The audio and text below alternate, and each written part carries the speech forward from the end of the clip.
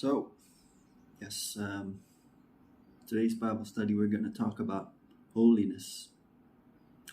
It's such a big word, isn't it? Like, so holy or holiness. Or what is it? What is it? Like, God is so holy.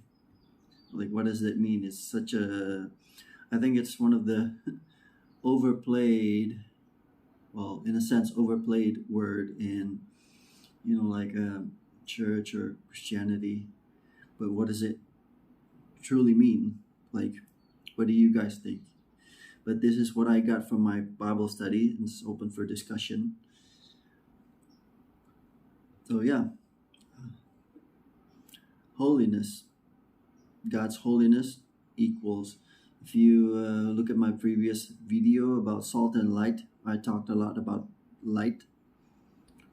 And in the Bible, God's holiness is often portrayed in like a shining light or like a bright shining, yes, light. And Bible talks about light so much, even then since the beginning of creation, right? That there be light. Yeah. So God's holiness is light. Like for instance, in the book of Exodus, Moses and the burning bush is light. And then Isaiah, when he had that vision about the seraphim and all that, and it's like they're covering their faces because they're, like God's presence is there. And we're going to talk a lot about that. God's holiness is light. And in the previous video, there is no darkness. In him there is no darkness. Yeah, in light there is no darkness. And if you talk about God's holiness, it's like it's good. It's good, but in a sense it's also dangerous. Not bad, but dangerous. It can be dangerous. Like in the Old Testament, people die because they're considered impure in presence of God's holiness. Example, in Moses and the burning bush, God told him to take off his sandals because the ground that he's stepping on is holy. There's no room for impurities. Like if you imagine sandals, probably in the Jewish culture also, if you walk into someone's house, you take your sandals off outside as a sign of respect. Like you don't want to bring any dirt or anything that you stepped on inside the house. In a sense, you cannot bring any dirt or any impure thing in the presence of God. I hope you're getting what I mean. Okay, so my notes here. Note time. Impurity and imperfection cannot stand in the same space or even in close proximity as purity and perfection. This makes me remember Einstein's theory that two objects cannot be in the same space in the same time.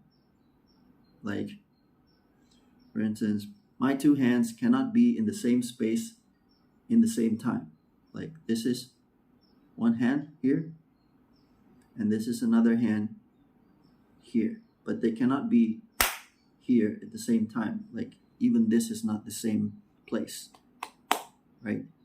My hand cannot be in the other hand, like merging into one. You know what I mean?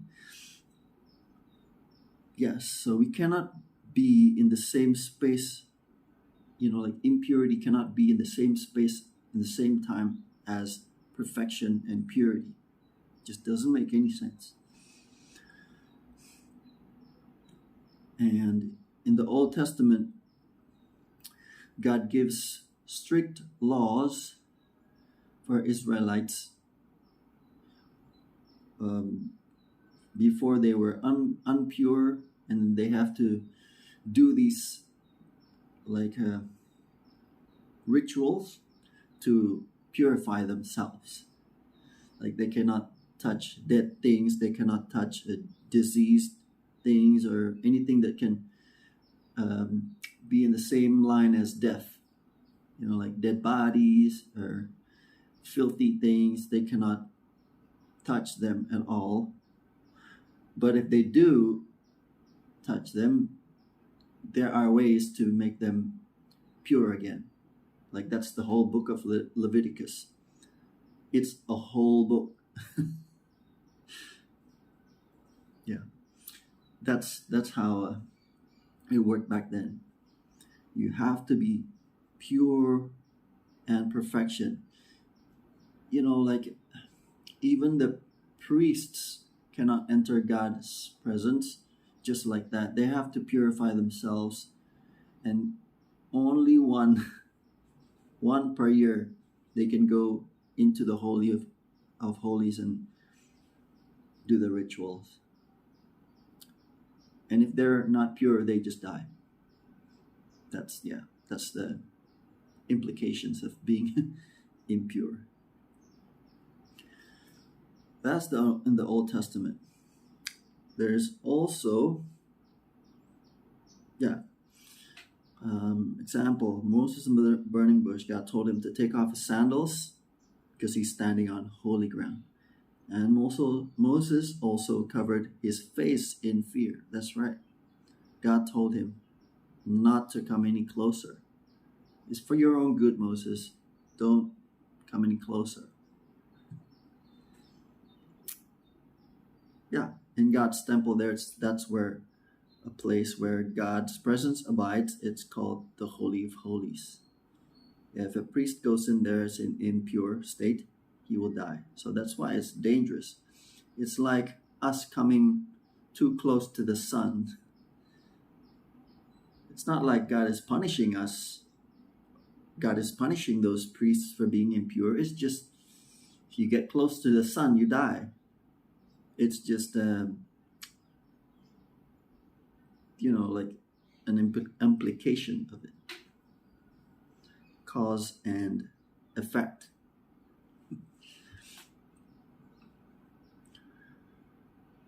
It's dangerous not because it's bad, but because it's so good. And good cannot be in the same place as bad. Like in the same place and time as evil. That's just logic. Yeah. Pure and perfect. That's right.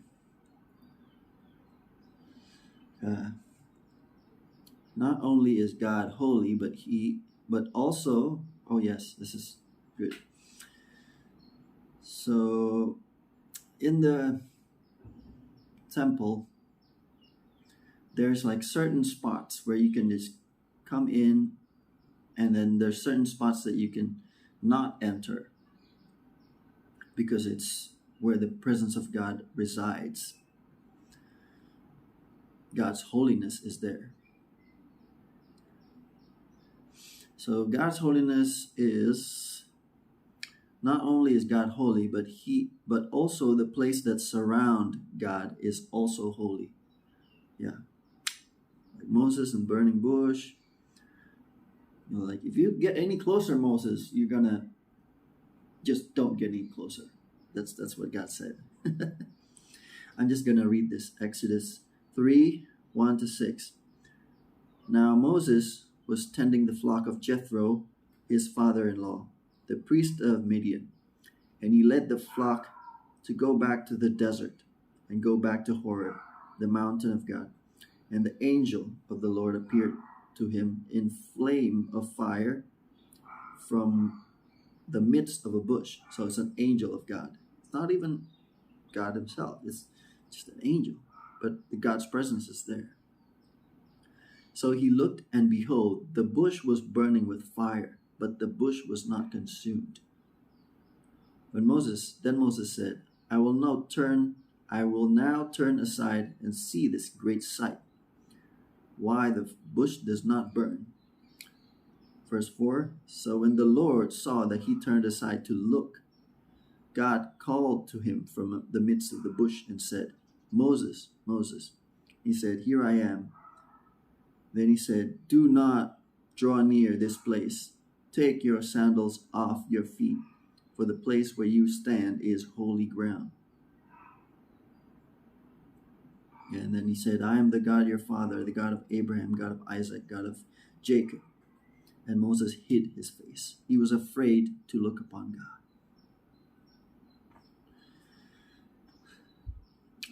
The word holy in Hebrew, it's kadosh.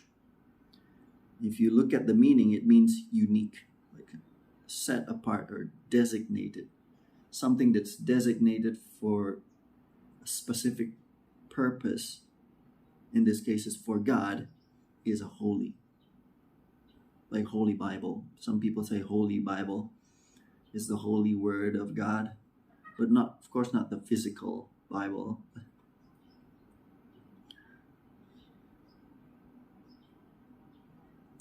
Yeah. And then another verse in Leviticus 11:44-45. Yeah, this is what it means by being separated or designated. For I am the Lord your God. You shall therefore consecrate yourselves, and you shall be holy, for I am holy. Neither shall you defile yourselves with any creeping thing that creeps on the earth, for I am the Lord who brings you out of the land of Egypt to be your God. You shall therefore be holy, for I am holy. I love this verse so much. God says, this is what I did. I took you out of bondage, took you out of Egypt, out, fully out, not half out, half in. And then, like brings you into freedom, right? That's what my take on this verse is. You shall therefore be holy. You're not unholy anymore, because I, the Holy One of Israel, took you out of darkness and into my marvelous light. That's what it says in the New Testament verse in Peter. I'm going to get to that later. Be holy, for I am holy. This is a command. In the perspective of the Old Testament, this is a command. Be holy, for I, your God, is holy. And like these are the ways how you can be holy. Book of Leviticus. And then we fast forward to another prophet's experience, Isaiah chapter 6, 1-6. This is, if you remember this story, where he got that vision. He was in the Holy of Holies, where no one's supposed to be in there, remember? And he was in there, he was so terrified. Okay. In the year that King Uzziah died, I saw the Lord, Isaiah says that, high and exalted, seated on a throne, and the train of his robe filled the temple. Above him were seraphim. Seraphim is this kind of like angelic being that's like day and night praising God, saying, holy, holy, holy is the Lord. So seraphim, each with 6 wings, with 2 wings they hovered, they covered their faces, with 2 they covered their feet, and with 2 they were flying. They were calling to one another, holy, holy, holy is the Lord Almighty. The whole earth is full of his glory. Wow. Here's another thing about earth. If you see my previous video, we are the salt of the earth. Not only are we the light of the world, but we are also the salt of the earth. The whole earth is full of His glory. The sound of their voices, the doorposts, and the thresholds shook the temple. Wow. and the temple was filled with smoke. And here it's not like Isaiah wasn't really in a happy mood. Like he was struck with, he was afraid that he's going to die, right? He's impure and he's in the Holy of Holies. That's why in verse 5 he says, "Woe to me, I cried, I am ruined." In modern words, it's like, "Oh man, I'm done for. I'm dead. I am ruined. For I am a man of unclean lips, and I live among a people of unclean lips. And my eyes have seen the King, the Lord Almighty." Then verse 6, this is the interesting part here. "Then one of the seraphim flew to me." You remember? Like if you're having like this kind of like fearful feelings, even if it's in the dream, and then suddenly one of the things just flew at you. He wasn't having, like better is one day in your presence than, that David had. This is like, what am I, like this thing's gonna kill me. All right. Then one of the seraphim flew to me with live coal in his hand, which he had taken with tongs from the altar. So it's like he took coal, his holy coal, and then flew at him. And with it he touched my mouth and said, "See, this has touched your lips. Your guilt is taken away and your sin atoned for." But in the previously, if you come close to the presence of God, you're done for. You're dead, because Isaiah says that he's a man of unclean lips. He should die. Then why is this actually taking away his sin and his guilt?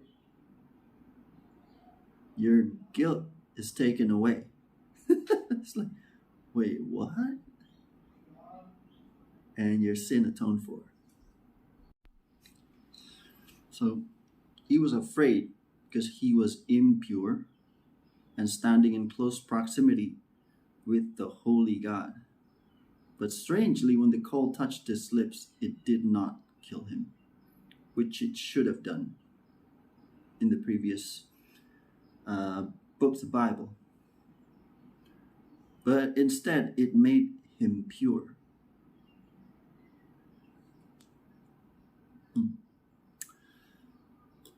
Holiness was a command for the Jews in the Old Testament.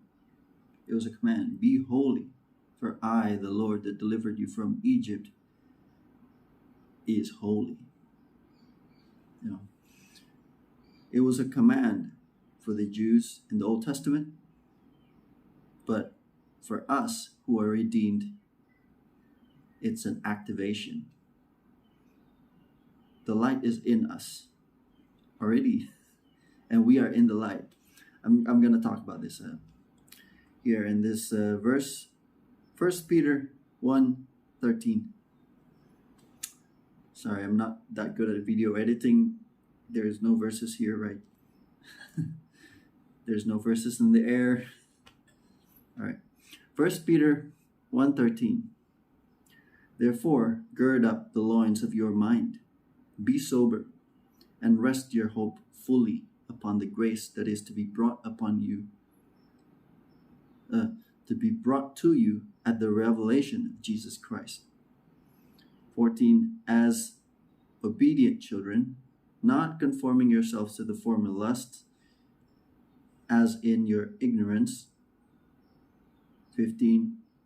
But as he who called you is holy, you also be holy. Wow. It says here, be holy in all your conduct. But you cannot be holy in all our conducts without being holy. Holy in all your conducts means everything you do, like breathing. Right? Because here, because it is written, verse 16, be holy, for I am holy. In the Old Testament, God said that He's delivered His people from Egypt into the promised land. Be holy, for I, the God who delivered you from Egypt to the promised land, is holy. Here, New Testament, He says, through Peter, be holy, for I am holy. For He who called you is holy. You also be holy in all your conduct. It's like an activation thing. It's like He, the programmer programmed something, and he cannot program something that is not holy, because He is holy, into the computer. It makes the computer do in all its conducts holy things. It cannot do holy things if it's not holy. So it's an activation thing. Be holy, for I have programmed you with holy programs. Well, if you understand what I mean. He's given us the Holy Spirit.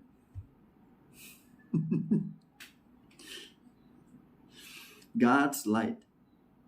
Remember God's light, who like if you get close to it in the Old Testament times, you die because of impure things cannot be in the same space as a pure thing. God's light is in us. In you and me. This is like defining everything. Not defining, but defying everything. Like now, a pure thing is in the same space and time as an impure thing, which makes the impure thing pure.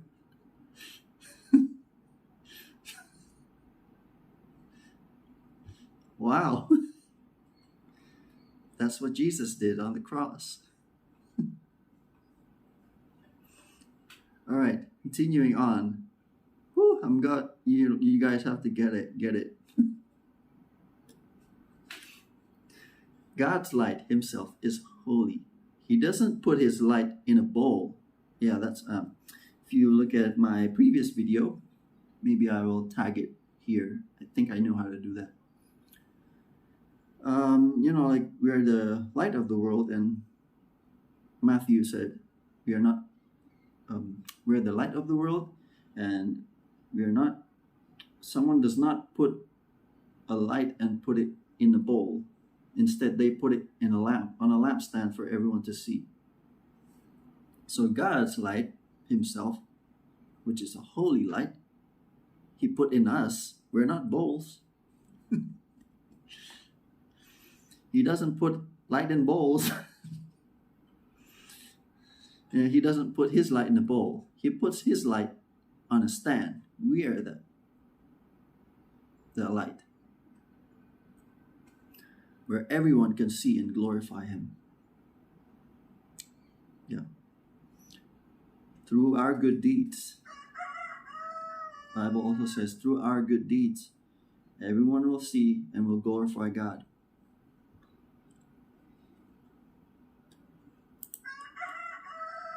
Right, so conclusion is, what is this? God's holiness. Holiness sets us apart from unholiness. And holiness is in us, which makes us holy. And we are, in a sense, the light is holy. Like some people, I grew up believing in a lie, that we can never be holy. We can never be perfect. We're just humans. That's a lie from the enemy. We're just humans. In fact, the Bible says we're more than conquerors. We are the light of the world. Then we just found out here that God is light and He is in us and we are in Him. I used to grow up thinking that I was addicted to pornography before. I was thinking that, I can never be holy or never be perfect. I will always say sorry to God. Say sorry. Now that I realize this, God's light is in me, and I am already a good person according to the gospel in John. We are born of light. This is light. Holiness is light. How can something that's not holy, well, my first perspective of myself formerly was not holy, be born of light, which is holy? It doesn't make sense. So that was lies from the enemy. That you're just human, so you're just going to commit sin over and over again. You'll never be perfect. But Jesus has triumphed over sin, and He is in us. Of course, we are tempted on every side as like Jesus. But God says that, I can't remember the verse that I think Paul said somewhere. Through Paul, God said through Paul, I hope you're getting what I mean, that there's always an escape. There's always an escape. I'll tag the verse in the description, all right? So nothing is ever that hard when you know who you are. All right, guys, that's something to think about. Remember to comment. This is a discussion. I'm not teaching doctrine here. It's a discussion. This is what I got from my Bible study. If you guys want to add to that, please comment below. Or you can share, see what other people think. This will be like a big old Bible study for everyone. All right. See you guys. I hope that's been a blessing. God bless you.